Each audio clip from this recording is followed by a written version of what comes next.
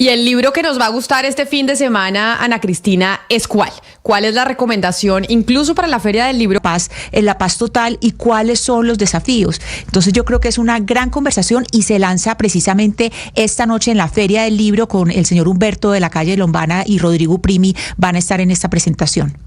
Pues el profesor Gabriel Cifuentes está con nosotros hoy en la línea precisamente por ese libro que usted nos está recomendando. Ana Cristina, profesor Cifuentes, bienvenido. Mil gracias por estar aquí en Mañanas Blue. Camila, Ana Cristina, muchísimas gracias por esta invitación y por esa reseña tan generosa que hizo mi querida colega. Profesor Cifuentes, creo que ese libro suyo llega en un momento muy importante, sobre todo después de que se anunciara por parte de la Fiscalía el levantamiento de las órdenes de captura a 9 integrantes de la nueva Marquetalia, que son esos integrantes de las FARC que no se acogieron, que son disidencias, que no estuvieron de acuerdo, que no cumplieron precisamente ese pacto que se hizo con el proceso de paz de La Habana. Y ahí es donde yo quiero empezar esta conversación con usted. Eso que estamos viendo ahorita, esos intentos de negociación con esas disidencias de las FARC, ¿no le hace mucho daño a quienes sí cumplieron, a quienes dijeron sí nos sometemos a las reglas de juego que acordamos en el 2016? ¿O cuál es el impacto que eso tiene sobre el acuerdo o el primer acuerdo que logramos? Lo primero que yo destacaría, Camila, es que la paz total, y a mí no me gustan las grandilocuencias ni las hipérboles, tiene algo de positivo y de cierto y de necesario, y es entender que la paz no se puede hacer a cuentagotas. Es decir, Colombia tiene que salir de ese loop de estar firmando procesos de paz cada 4 años hechos a la medida. Pregunta, cuando no se tiene un marco jurídico claro y cuando constitucionalmente estaría prohibido volver a negociar con quienes, habiéndose acogido en el 2016, traicionaron el acuerdo, como es el caso del señor Iván Márquez y de la señora Marquetalia. Entonces, el peligro que se enfrenta es estar negociando con actores muy diversos, pretendiendo tener una única fórmula y una única salida al proceso cuando la ley, la Constitución e incluso el marco del derecho internacional lo prohíben. Sí, pero profesor Cifuentes, mire, me llama la atención el título del libro, La paz en su laberinto. ¿Cuál es ese laberinto en que nos metimos nosotros, no solamente en la paz total del gobierno de Gustavo Petro, sino en esos otros procesos en los que nos hemos embarcado? Muchos de ellos han sido frustrados. ¿Por qué es tan difícil salir del laberinto en que nos hemos metido nosotros en el tema de la paz? ¿Qué es lo que pasa, profesor Cifuentes?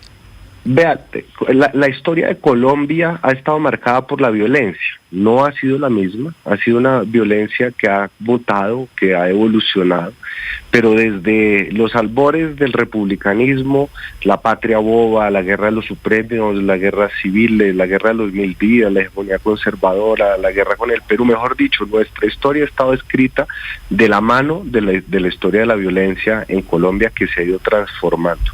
El último capítulo de esa violencia es lo que se conoce como la violencia política, la violencia insurgente, que además también degeneró en la creación de los grupos paramilitares y que se nutrió del narcotráfico. Y a mi juicio, esa violencia política han sido efectivos en lograr recomponer a la sociedad colombiana y comenzar a transitar el camino de la paz.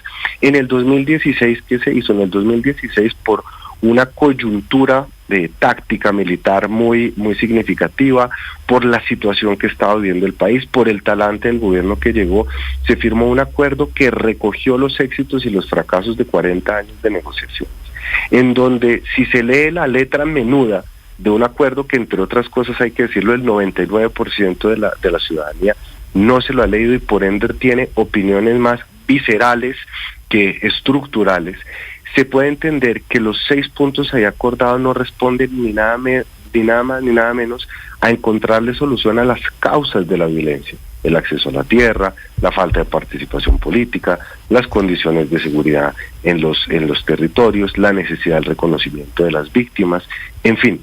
Cuando se toman los acuerdos del 2016 y se piensa que son unos acuerdos con las FARC, se comete un error inmenso.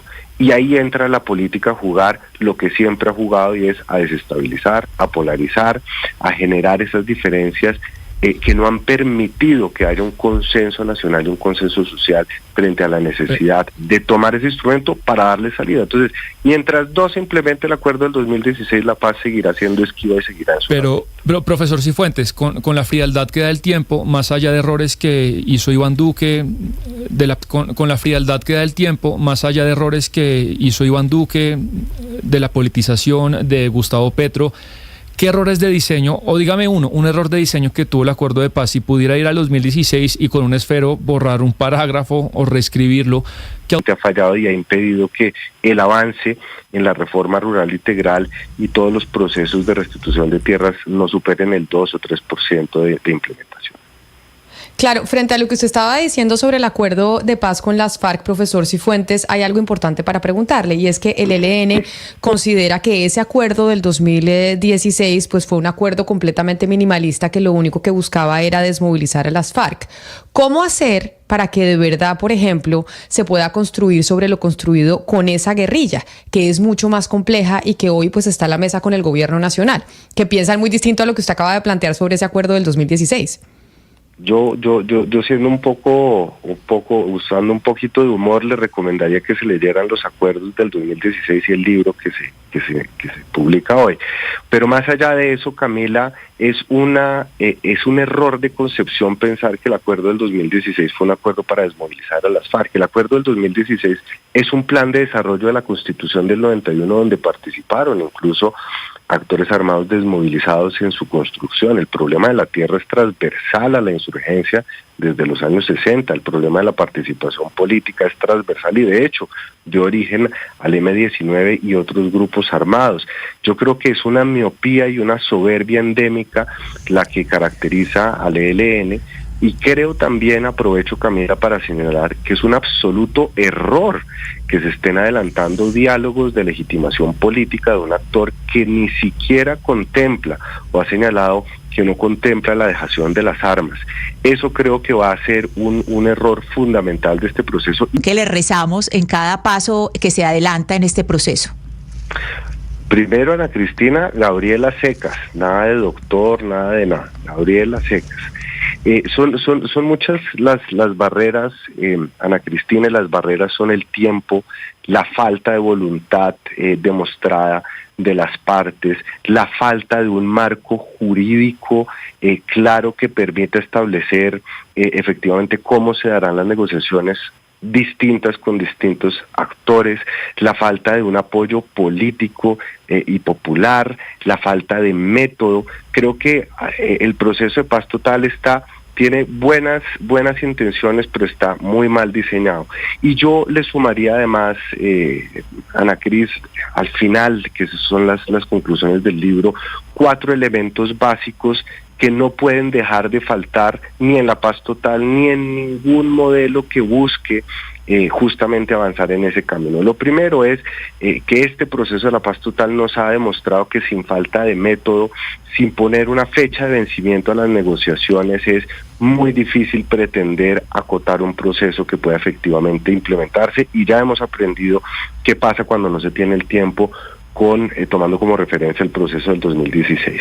Lo segundo es entender, como preguntaba bien Camila, el acuerdo del 2016, que es un acuerdo bastante amplio, es la base fundamental sobre la cual el acuerdo del 2016, que es un acuerdo bastante amplio, es la base fundamental sobre la cual se van a avanzar este y cualquier otro proceso, no solo porque en ellos están incluidas las causas estructurales de la violencia y podrá haber arandelas, podrá haber modificaciones, el orden público, la vida y la integridad de los bienes en todo el territorio nacional no solo es una obligación, sino que también es un elemento fundamental en cualquier negociación.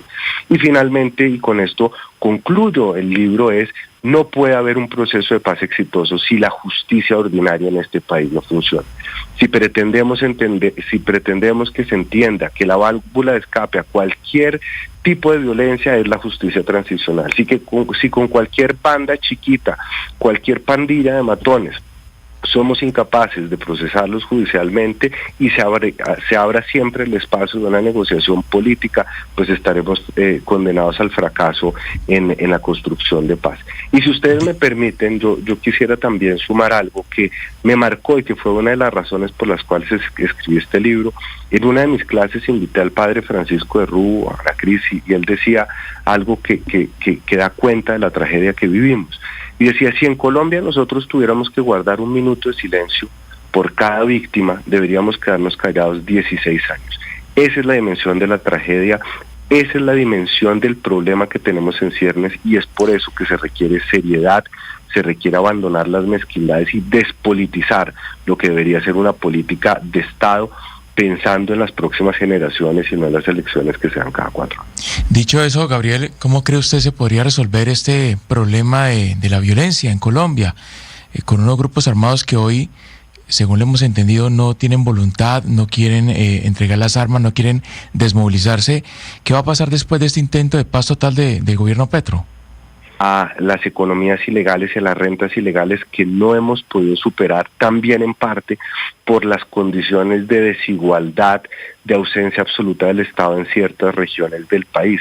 Vamos a seguir viviendo en esa dualidad donde conviven las dos Colombias, la Colombia de las víctimas invisibilizadas que han padecido el dolor de la violencia, y esa Colombia urbana que ha generado un esquema de protección que genera ya unas barreras y que ha perdido cualquier capacidad de sorpresa, y en esa dualidad de Colombia es muy difícil encontrar una salida al conflicto armado. Para mí la solución es tomarse en serio lo acordado en el 2016, que más allá de las animadversiones políticas que pueda generar el expresidente Santos, es un ejercicio juicioso que ha contado con el acompañamiento de la comunidad internacional, que además es el resultado de 40 años de éxitos y fracasos, y que verdaderamente lo que busca atender son esas deudas que tiene el Estado y que la misma Constitución del 91 ha reconocido. Así que yo no subestimaría el poder transformador de los acuerdos del 2016, pero a eso le sumaría que Colombia no puede avanzar en el camino de la paz sin una fuerza pública operante, sin un sistema de justicia eficiente y sin una estatalidad que deje de politizar la implementación de la paz. Pues es el profesor Gabriel Cifuentes que lanza... Implementación de la paz. Pues es el profesor Gabriel Cifuentes que lanza